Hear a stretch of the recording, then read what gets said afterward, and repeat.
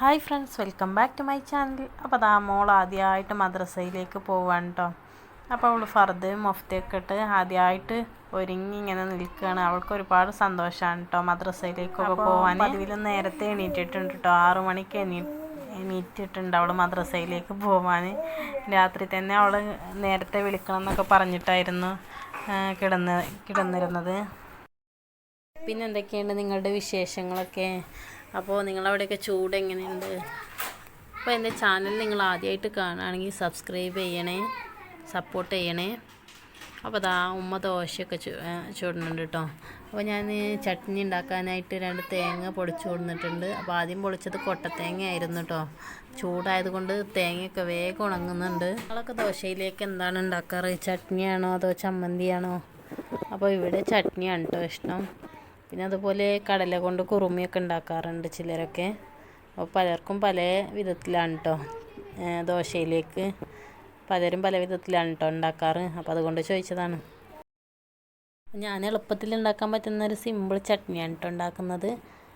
തേങ്ങയും പച്ചമുളകൊക്കെ അരച്ചിട്ട് വെളിച്ചെണ്ണയിലേക്ക് കടുക് പൊട്ടിച്ച് അതിലേക്ക് നമ്മുടെ അരച്ച് വെച്ച മിക്സൺ ചേർത്ത് കൊടുത്ത് ഒന്ന് തള വരുമ്പോഴേക്കൊന്ന് ഓഫാക്കിയിടാം. നമ്മുടെ ചട്നി റെഡിയായി. ആവശ്യത്തിനുള്ള ഉപ്പും ചേർത്താൽ നമ്മുടെ ചട്നി റെഡിയായിട്ടോ.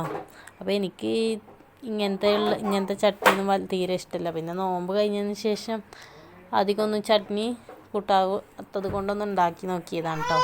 അപ്പോൾ അതാ കുറച്ച് വിശേഷങ്ങളുള്ളൂ ഞാൻ എടുത്തിട്ട്. കൂടുതൽ വീഡിയോസൊന്നും എടുക്കാൻ പറ്റിയിട്ടില്ല.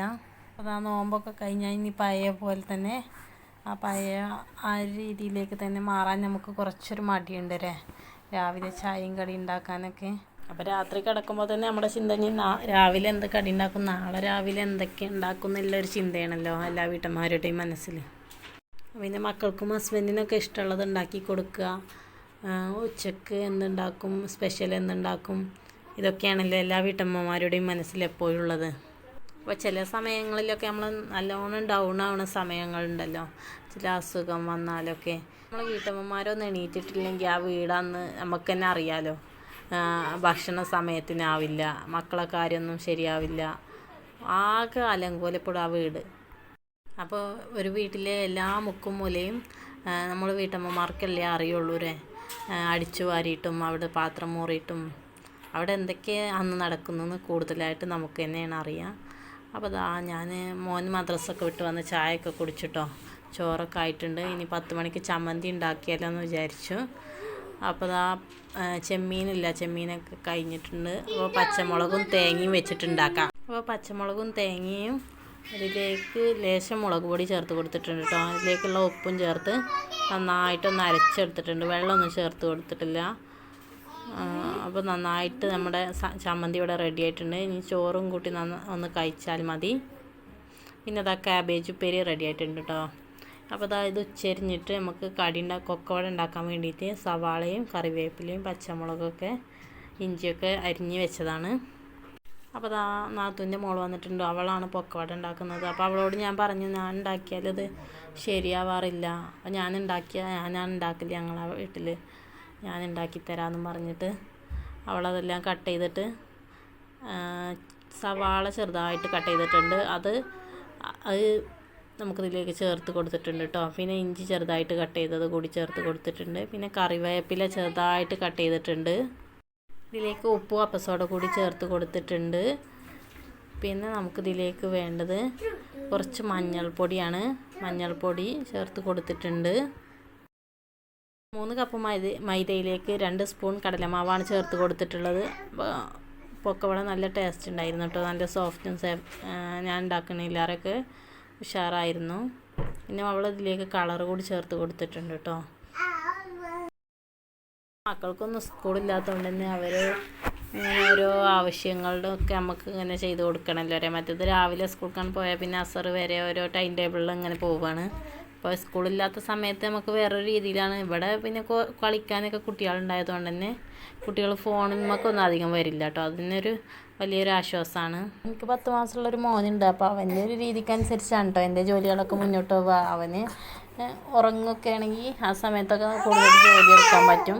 അല്ലാത്ത സമയങ്ങളിലാണെങ്കിൽ ജോലിയൊന്നും വികൃതി കാണിച്ചുകൊണ്ട് അവനെ നോക്കുന്നത് വലിയൊരു ജോലി തന്നെയാണ്. അപ്പോൾ അപ്പോൾ നിങ്ങളുടെ വിശേഷങ്ങൾ എന്തൊക്കെയാണ്? നിങ്ങളുടെ വിശേഷങ്ങളെല്ലാം കമൻ്റായിട്ട് അറിയിക്കണം കേട്ടോ.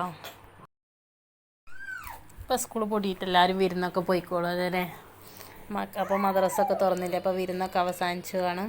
അപ്പോൾ അതാ ഇനി മദ്രസയിലേക്ക് സ്കൂളിലേക്കുള്ള ബാഗും ബുക്ക് അങ്ങനെയുള്ള പല പല തിരക്കുകളും ആയി തുടങ്ങി. ഇനി കുറച്ചും കൂടി കഴിഞ്ഞ് നമ്മുടെ സ്കൂൾക്ക് ചേർക്കാനുള്ളവരെ ചേർക്കാനും മദ്രസ സ്കൂളെന്നൊക്കെ പറഞ്ഞിട്ട് പഴയതുപോലെ തന്നെ ആവാൻ തുടങ്ങും. അപ്പോൾ അതാ അവൾ പൊക്കോട ഉണ്ടാക്കാനായിട്ട് മാവിലേക്ക് വെള്ളമൊക്കെ ചേർത്ത് കൊടുത്തിട്ടുണ്ട് കേട്ടോ. അപ്പോൾ അവൾ ഇതിലേക്ക് കളറ് ചേർത്ത് കൊടുത്തിട്ടുണ്ട്. ഒരു മഞ്ഞ കളറായതുകൊണ്ട് തന്നെ കളർ ചേർത്ത് കൊടുത്തിട്ടുണ്ട്. അപ്പോൾ ഈ കളർ ചേർക്കുന്നത് അത്ര നല്ലതൊന്നും അല്ല കേട്ടോ. അപ്പോൾ കുറേശ്ശെ വെള്ളം ഒഴിച്ചിട്ടാണ് കേട്ടോ അത് ഇളക്കി കൊടുക്കുന്നത്, അല്ലെങ്കിൽ നന്നായിട്ടാണ് ലൂസായി പോവും. അപ്പോൾ എല്ലാ ഭാഗത്തും എത്തുന്ന രീതിയിൽ നന്നായിട്ടൊന്ന് ഇളക്കി കൊടുക്കുക കേട്ടോ. 2 മണിക്കൂറൊന്ന് റെസ്റ്റ് ചെയ്യാൻ വെക്കാം. എന്നിട്ട് നമുക്കിത് ചൂടായ എണ്ണയിലേക്ക്, വെളിച്ചെണ്ണയാണ് കേട്ടോ ഞാൻ എടുത്തിട്ടുള്ളത്. ഈ ചൂടായ വെളിച്ചെണ്ണയിലേക്ക് നമുക്ക് ഈ ഉണ്ടാക്കി വെച്ച മാവ് കുറേശ്ശെ ആയിട്ട് ഇട്ട് കൊടുക്കാം. അപ്പോൾ എണ്ണ നന്നായി ചൂടായി വന്നതിന് ശേഷം വേണ്ടോ അത് ഇട്ട് കൊടുക്കാൻ.